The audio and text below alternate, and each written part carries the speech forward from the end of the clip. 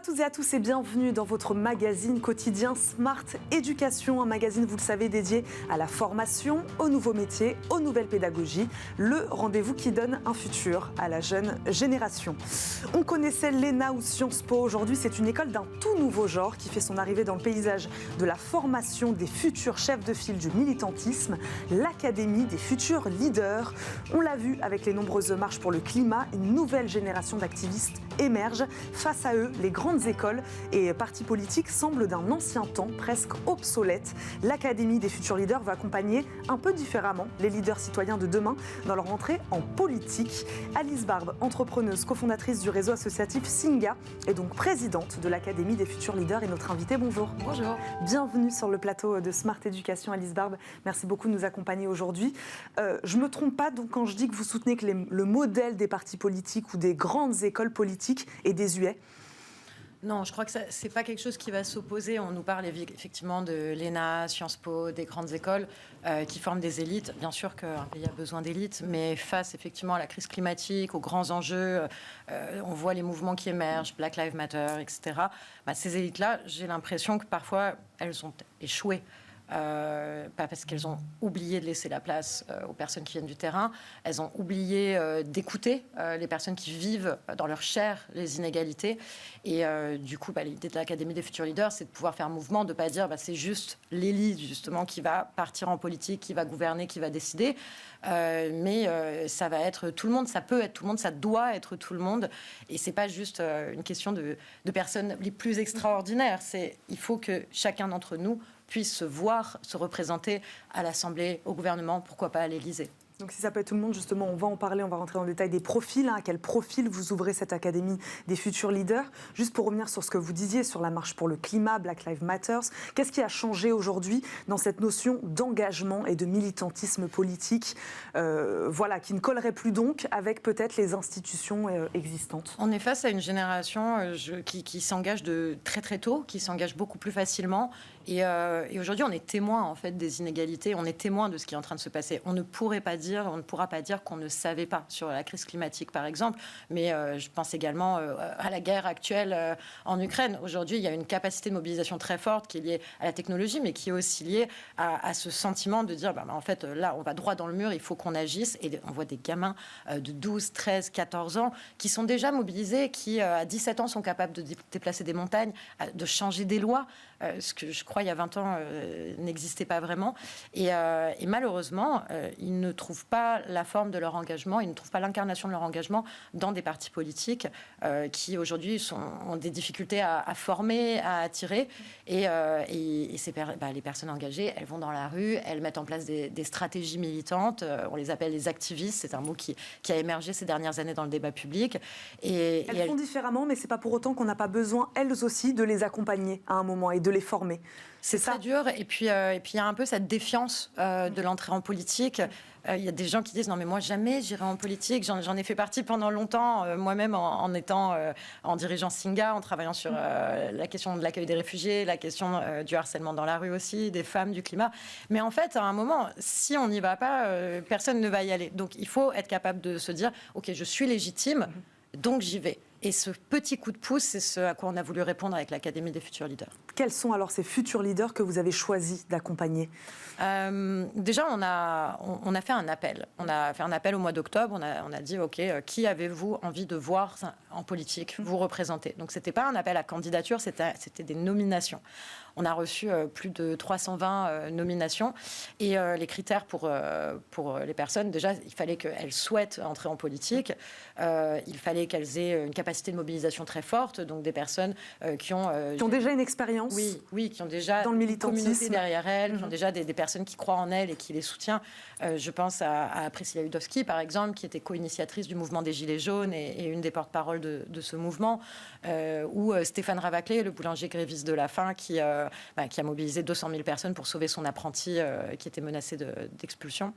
Il fallait déjà avoir cette espèce d'expérience, de background, d'incarner un mouvement, d'incarner des gens, et se battre évidemment sur la justice sociale, environnementale ou sur la démocratie, qui sont vraiment les trois terrains aujourd'hui un peu délaissés dans le narratif politique.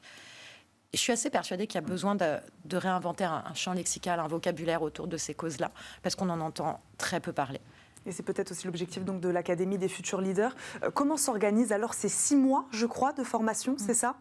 Oui. Comment ils s'organisent ces 6 mois de formation ? Alors, c'est 3 jours par semaine.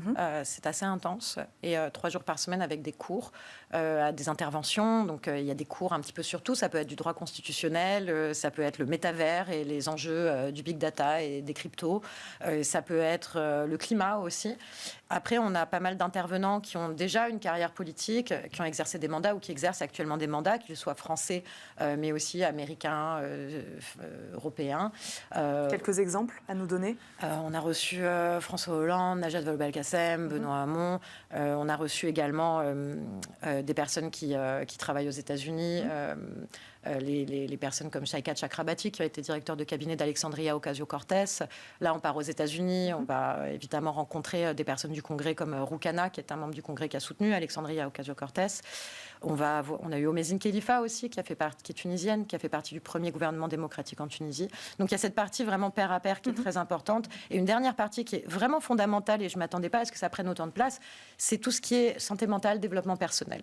Parce que quand on est activiste, quand on est militant, quand on voue sa vie à l'impact, qu'on ne se pose même pas la question et qu'on se dit j'ai envie d'aller plus loin dans la responsabilité politique, c'est assez important d'être ancré et d'être droit dans ses bottes. Et on va prendre des coups et on se prend des coups. Et savoir connaître ses vulnérabilités, mais aussi mieux connaître ses forces, ses faiblesses, c'est quelque chose de très important. Et c'est là que cette partie de l'Académie, elle trouve vraiment écho auprès des participants. Vous portez des valeurs plutôt, on va dire, de justice sociale, mais environnementale aussi également. Alice Barbe, est-ce que cette Académie, elle est ouverte vraiment à tous, ou est-ce que vous excluez certains profils de militants ? À partir du moment où les personnes se sont battues pour ces causes auxquelles elles croient, il n'y a pas forcément d'exclusion. Vous entendez ce que je veux dire par là ? Il faut être au-delà du narratif, effectivement, la gauche, la droite. Enfin, on voit bien qu'aujourd'hui, il n'y a pas trop d'incarnation sur le côté progressiste, humaniste. On n'est pas là-dedans. Ça, c'est les mots que je vais utiliser. Ouais, il y a un truc à réinventer. Il y a un truc à réinventer et au lieu d'être contre, parce que c'est malheureusement des causes dans lesquelles il est facile et tentant d'être contre l'extrême droite, mais c'est aussi récupérer et valider l'argumentaire des gens d'en face. Que de répondre à un débat sur l'immigration, alors que, désolé, moi je ne comprends pas qu'on soit dans un pays dans lequel le plus grand problème, c'est qu'il y ait quelques milliers de personnes qui viennent demander l'asile chaque année et qui font de mal à personne. Et il y a tout un truc de vision à recréer qui ne doit pas juste être non, l'autre camp a tort, qui est, en fait, on va reproposer quelque chose, on va reproposer un projet de société. Et là, les mots, peut-être liberté, égalité, fraternité reprendront du sens. L'expérience de terrain, donc selon vous, Alice Barbe, ne suffit pas. À un moment, on a besoin d'une formation. Ces jeunes leaders, déjà, quelque part, un peu leaders politiques, puisque vous les avez choisis en tant que tels, ils viennent donc se former chez vous. Leur objectif à eux, c'est quoi ? Voilà, vous avez peut-être, vous, vos objectifs. Eux, le leur, c'est quoi ? Ça dépend lesquels. Il y en a, on a 5 personnes à l'Académie qui ont décidé de se lancer sur les élections législatives depuis le début de la promo, ce qui est quand même, je trouve, très courageux et ce qui n'aurait peut-être pas été le cas s'il n'y avait pas eu l'Académie. Il y en a d'autres qui se disent, moi, en fait, ce sera 2026 sur les municipales, sur les métropoles dans lesquelles j'ai une expérience.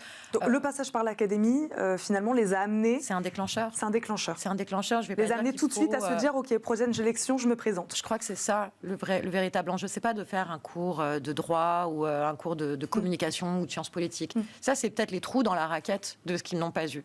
Mais là où c'est important, c'est de se dire, OK, je suis légitime. Je ne suis pas un imposteur, je vais y aller.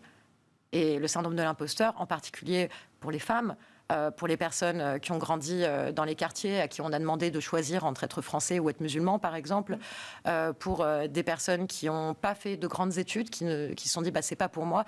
Cet enjeu de légitimité, il est fondamental. C'est ça que l'Académie propose. Cette question des femmes, justement, Alice Barbe, elle est importante, elle est intéressante et elle est importante. Surtout, comment vous respectez la parité, vous, à l'Académie des futurs leaders ? Voilà, est-ce que c'était une volonté de votre part de se dire il faut des femmes, il faut des femmes. Si on est en train de de former les futurs leaders du monde politique de demain, il faut des femmes. Mais il ne faut pas que des femmes, il faut bien sûr des femmes, mais il faut aussi des personnes de toute culture, de toute origine, parce qu'effectivement, on est sur un univers politique extrêmement monochrome, viriliste, dans lesquels les codes sont des codes acquis et reproduits pour beaucoup.